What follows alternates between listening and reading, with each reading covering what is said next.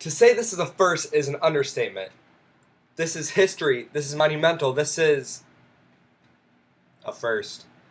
This is the first time that this has ever happened to me. The first time which you would think would be the best time, but the best time is no time, and no time is good time. Because the first time is the worst time for this that could have happened.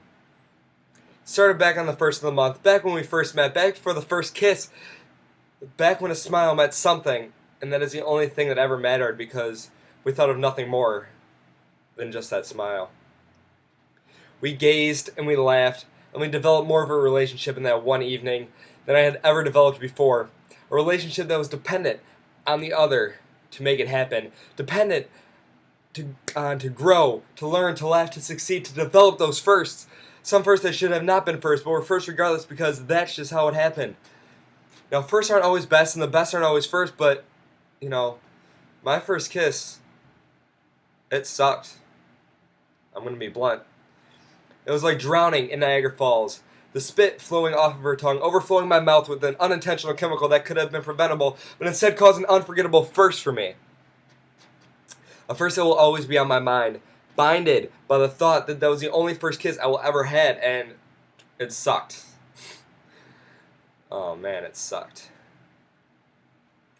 But this first is much worse. Bursting the thought that all firsts are best firsts, and best firsts are the only firsts that we ever witness.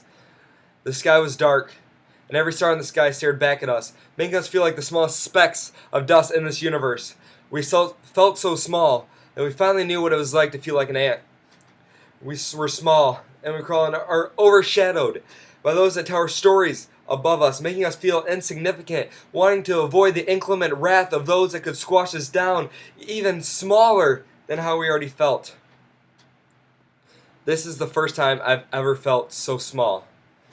But it didn't matter because I was having this first with her. Then it happened.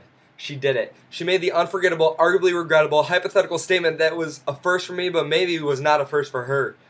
She said in the cutest voice you may have ever heard, "If I could, I would give you the moon." The moon. She said the moon.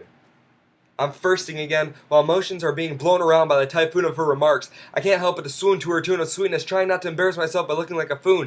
The power behind her words struck me down, making me fall to the bottom of the mysterious depths of love. Okay, I'm gonna be honest. So, maybe that wasn't the worst. But, now that I think about it, that first was the worst because that was my last first because I lost that first when I lost her. Now I have no firsts, no seconds, no thirds.